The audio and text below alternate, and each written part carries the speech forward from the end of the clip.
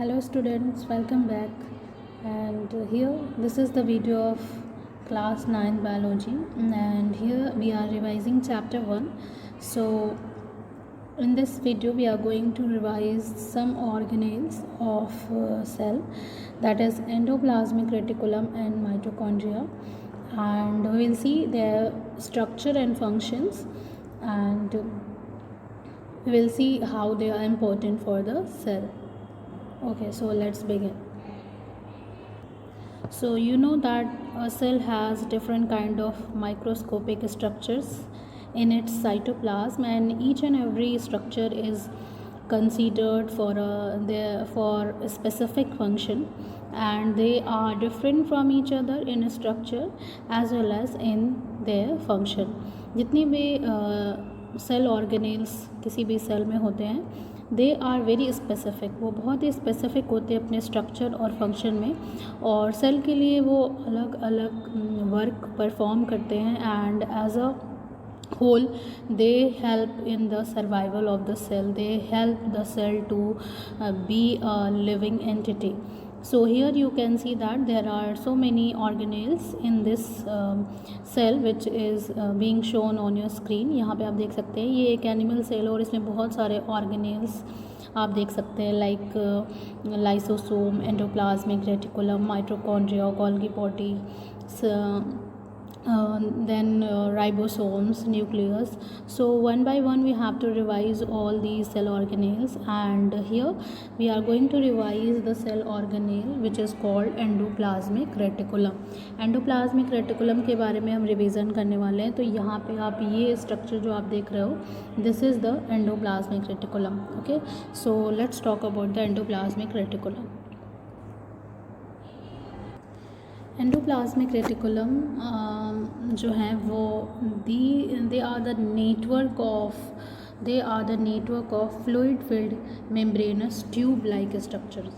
Okay, so cell के अंदर बहुत सारे मेम्ब्रेनस ट्यूब लाइक स्ट्रक्चर होते हैं, like you can see here these are the membranous tube like structure and the lumen is filled with fluid. और इसके अंदर की जो जगह होती है, खाली स्पेस होती है, वो जो है वो फ्लूइड से भरी हुई होती है. और ये कैसे होते हैं, यहाँ पे आप देख सकते हो, दे आर इंटर कनेक्टेड. ये जो ट्यूब लाइक स्ट्रक्चर है, membranous tube like structure, they are interconnected. वो क्या होते हैं, इंटर कनेक्टेड होते हैं. ठीक है, तो इस इंटर कनेक्शन की वजह से एक नेटवर्क ऑफ ट्यूब्यूल्स बन जाता है. ठीक है, ट्यूब्यूल्स के नेटवर्क बन जाते हैं जो न्यूक्लियस की मेम्ब्रेन से, यानी कि न्यूक्लियर मेम्ब्रेन से कनेक्टेड होते हैं, एंड एज वेल एज कहीं कहीं पर ये सेल मेम्ब्रेन से भी जाकर कनेक्टेड होते हैं. और थ्रू आउट द साइटोप्लाज्म ये नेटवर्क आपको देखने को मिलता है इन द इलेक्ट्रॉन माइक्रोस्कोप जब आप ऑब्जर्व करते हो.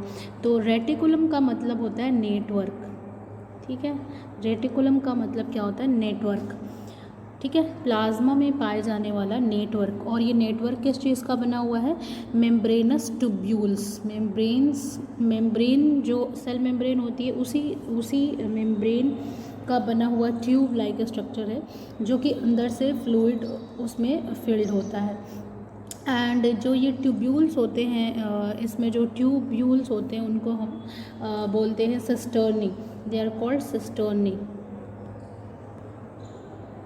Okay, the tubules which are found in the endoplasmic reticulum, they are called cisternae, and इसमें vesicles भी होते हैं,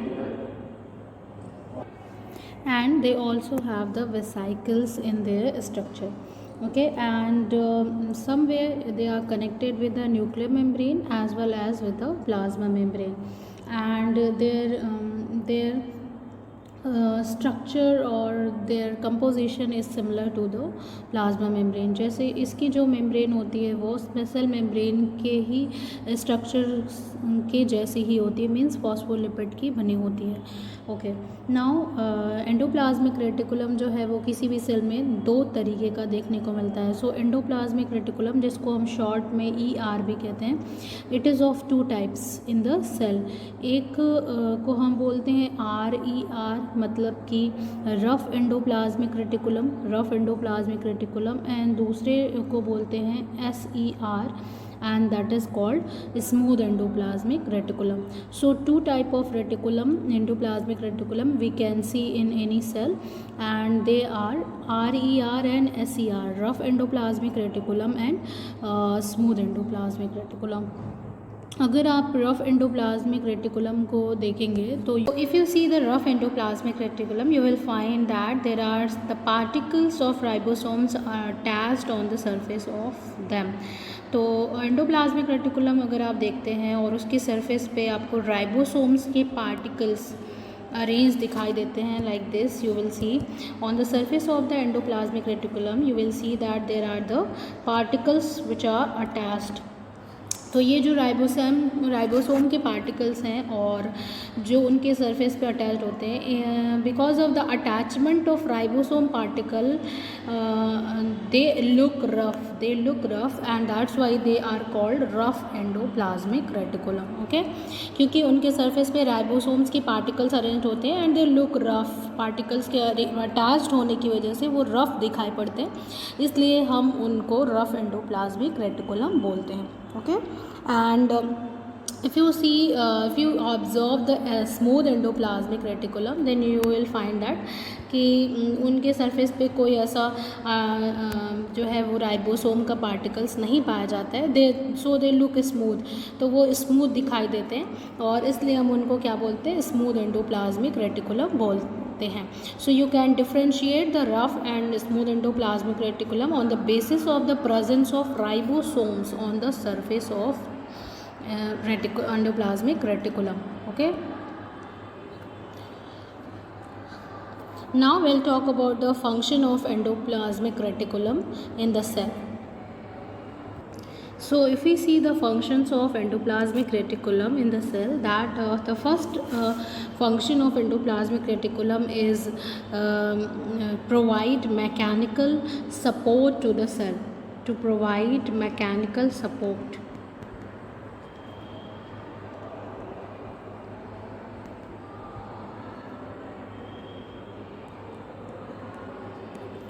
Because the endoplasmic reticulum make a membranous network like a structure in the cytoplasm, so it gives the mechanical support to the cell from inside. Okay, and the second function we can talk about the endoplasmic reticulum, that it acts like the transport system of the cell.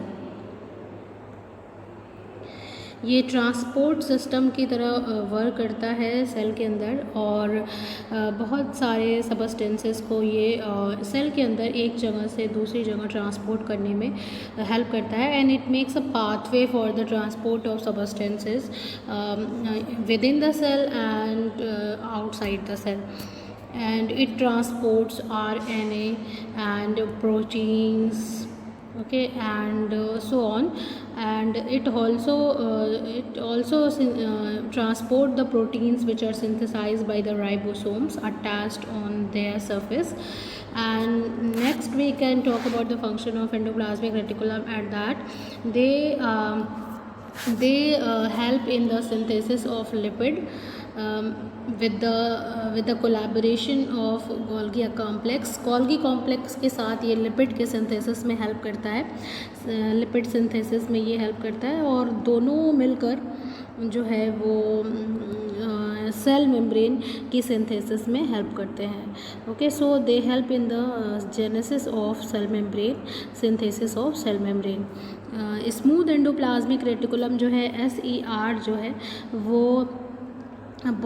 वो liver cells में, हमारी liver की sales में detoxification का काम करता है, and it changes and deactivate the harmful compounds in our liver cell, and that's how they are very helpful, and these are the main functions of the endoplasmic reticulum.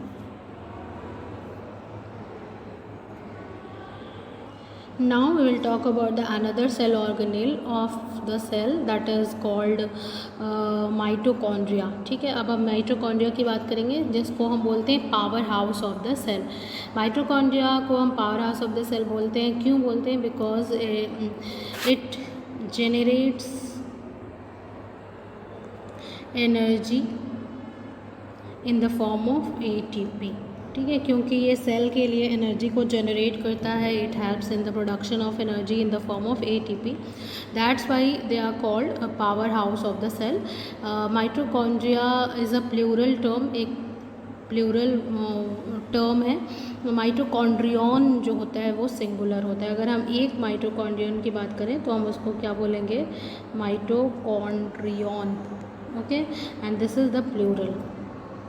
So if we see the structure of the mitochondria in the cells, you can see the structure of the cell here, and it is a membranous structure. ये एक membranous organelle है और इसमें double membrane होती है. ठीक है, it has double membrane. और मेम्ब्रेन जो स्ट्रक्चर होता है, जो मेम्ब्रेन का स्ट्रक्चर होता है वो सिमिलर टू द होता है सेल मेम्ब्रेन. जैसे सेल मेम्ब्रेन का स्ट्रक्चर होता है सेम टू सेम इसमें भी सेल मेम्ब्रेन होती है, बट इट इज़ डबल. ठीक है, डबल. एंड अगर आप इसके बाहर की मेम्ब्रेन देखेंगे, if you see the outer membrane here, so outer membrane, this is the outer membrane. Okay, so this is the outer membrane, you can here see here, and the outer membrane of this organelle is smooth and continuous. ये smooth होती है, continuous होती है, कोई इसमें folding नहीं होती है. लेकिन अगर हम inner membrane की बात करें, this is the inner membrane, तो you will see the inner membrane has lots of folding like this. You can see so many foldings are there, and so you can say that inner membrane is folded. ठीक है, inner membrane जो है वो continuous या smooth नहीं होती है, it is folded. और इसका जो फोल्डेड पार्ट होता है उसको हम लोग बोलते हैं cristae. The folded part of the inner membrane of mitochondria is called cristae. And cristae के ऊपर पार्टिकल्स लगे होते हैं, इसके ऊपर छोटे छोटे पार्टिकल्स लगे होते हैं like this they have the particles, and these particles are called F1 particle. इसको हम क्या बोलते हैं, F1 particle. एंड इसको हम ऑक्सीजोम भी कहते हैं, F1 particle or oxysome. The particles which are arranged attached on the cristae, they are called F1 particle or oxysome. Okay, and जो स्पेस होता है दोनों मेम्ब्रेन के बीच में, आउटर और इनर मेम्ब्रेन के बीच में जो गैप होता है, स्पेस होता है, इसमें उसको हम लोग बोलते हैं इंटरमेम्ब्रेनस स्पेस. और इसके अंदर फ्लूइड भरा होता है जिसको हम बोलते हैं इंटरमेम्ब्रेनस फ्लूइड. ठीक है, अब इनर मेम्ब्रेन के अंदर आप आएंगे तो ये जो स्पेस है, that space is also filled with a fluid. That fluid is called matrix. उसको हम क्या बोलते हैं, मैट्रिक्स. मैट्रिक्स के अंदर आपको बहुत सारी चीज़ें देखने को मिलेगी, जैसे you will find the ribosomes. Matrix के अंदर राइबोसोम्स होता है, as well as the mitochondria contains their own DNA, और इसके अंदर DNA भी होते हैं और अदर ग्रैन्यूल्स भी होते हैं अदर चीज़ों के. So this is the structure of mitochondria. And mitochondria जो है वो बहुत ही इम्पॉर्टेंट एक ऑर्गेनेल है for any cell, because it generates the energy in the form of ATP. जो भी ग्लूकोज जो होता है, आप जानते हैं कि जो एनर्जी का प्रोडक्शन होता है वो ग्लूकोज के ब्रेक डाउन से होता है, जिसको हम लोग बोलते हैं रेस्पायरेशन, है ना. That is called respiration. This is the life process by which the living cells produce the energy by breaking down the glucose in the presence of oxygen. तो ये जो respiration का process है, ग्लूकोज को break करना in the presence of oxygen, this takes place in the mitochondria, and that's how they produce the energy. Now we will study about the Golgi apparatus. Golgi apparatus is another cell organelle which is very important, and Golgi apparatus को हम Golgi complex भी कहते हैं या फिर Golgi body भी कहते हैं. So there are so many names, Golgi apparatus, Golgi complex या फिर Golgi body, and very important to know that and remember who discovered the Golgi apparatus. Very important question it is.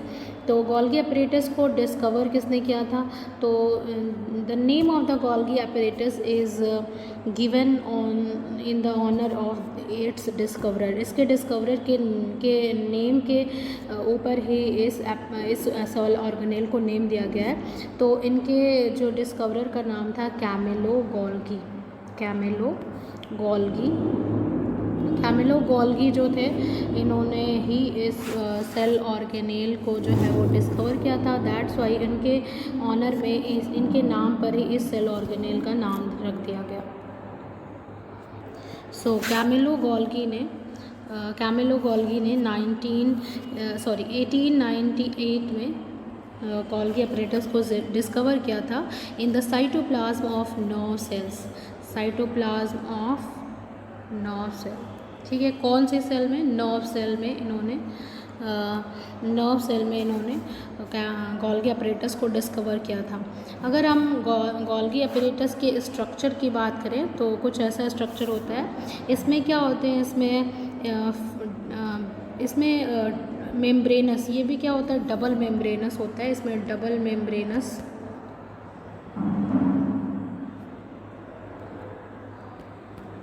Bag like structure होते हैं। इस तरीके से आप देख सकते हैं, ये double membranous bag like structure आपको दिखाई दे रहा है। ये डबल मेम्ब्रेनस बैग लाइक जो स्ट्रक्चर होते हैं, इनको हम सिस्टर्नी बोल सकते हैं। वी कॉल्ड इज सिस्टर्नी, उन्हें हम सिस्टर्नी बोलते हैं। Like you can see here it is written cisternae. And ये जो सिस्टर्नी होते हैं, जो bag like double membranous fluid filled structure होते हैं, they are arranged parallelly one after the another. तो आप देख सकते हैं ये जो सिस्टर्नी है, ये एक दूसरे से कनेक्टेड नहीं है। They are separated from each other and but they are arranged parallelly. आप देख सकते हैं ये पैरेलली जो है वो एक दूसरे के बाद एक दूसरे के साथ क्या है? अरेंज्ड हैं, ठीक है। और यहाँ पे आपको इसके साथ साथ गोल्गी अपरेटस में सिस्टर्नी के साथ साथ आपको वेसाइकल्स भी देखने को मिल सकती हैं। तो these are the small rounded membranous fluid filled structure, they are called vesicles. So there are cisternae, double membranous fluid field bag like structure जिनको सिस्टर्नी बोलेंगे, और राउंडेड मेम्ब्रेनस स्ट्रक्चर होते हैं जिनको वेसाइकल्स बोलते हैं। तो ये दोनों मिलकर गोल्गी अपरेटस का स्ट्रक्चर बनाते हैं। अगर आप देखेंगे सिस्टर्नी का जो अरेंजमेंट देखेंगे तो आपको इस तरीके से आपको एक तरफ आपको जो है वो कॉनकेव सरफेस दिखाई देगा और एक तरफ कॉन्वेक्स। तो जो कॉनकेव वाला जो साइड होता है उनको हम ट्रांसफेस बोलते हैं, और जो कॉन्वेक्स वाला साइड होता है गोल्गी अपरेटस का उसको हम सिस फेस बोलते हैं, ठीक है। सिस्टर्नी के बीच में जो स्पेस होता है उसको हम ल्यूमेन बोलते हैं, ओके। और इस तरीके से गोल्गी अपरेटस या गोल्गी कॉम्प्लेक्स का स्ट्रक्चर होता है, और इसको हम इलेक्ट्रॉन माइक्रोस्कोप में देख सकते हैं। Now we will talk about the function of Golgi apparatus. Okay. Golgi apparatus का सेल के अंदर क्या काम होता है, उसके पहले आपको ये जानना चाहिए कि प्लांट सेल में गोल्गी अपरेटस को हम डिक्टियोसोम बोलते हैं। We called it dictyosome in plant cell, okay. In plant cell, the Golgi apparatus is called dictyosome. Okay, now we'll talk about the function. तो function में आप ये कह सकते हैं कि Golgi complex जो है वो एक secretory organelle है, ठीक है। This is the secretory organelle of the cell and it also help in the transport of different kind of substances like enzymes, mucus, the secretion of mammary gland, hormones, pigments outside the cell। ये क्या करते हैं? चीज़ों को cell से बाहर पहुंचाने का काम करते हैं, ठीक है। कौन सी चीज़ें? जैसे कि हार्मोन हो गया, कोई पिगमेंट हो गया, कोई एंजाइम हो गया, कोई सिक्रेशन हो गया मैमरी ग्लैंड का, एंड कोई म्यूकस हो गया। तो इन सारी चीज़ों को ये सेल से बाहर ट्रांसपोर्ट करने का काम करते हैं। तो एक तरीके से ये ट्रांसपोर्ट में हेल्प करते हैं, सिक्रीशन में हेल्प करते हैं, क्योंकि सेल से बाहर पहुंचाने का काम करते हैं। तो आप इसको सिक्रेटरी फंक्शन भी आप बता सकते हैं कि it has the function secretory function, okay। And for export and secretion, the whatever the things that has to be secreted and to reach it out from the cell, it is packaged into the vesicles। चीज़ों को transport करने के लिए क्या होता है, इन vesicles में उन चीज़ों को, जिन चीज़ों को बाहर ले जाना है, जैसे कोई एंजाइम है, it has to be transport out of the cell, तो वो उनको वेसाइकल्स के अंदर क्या कर दिया जाता है, पैकेज्ड कर दिया जाता है।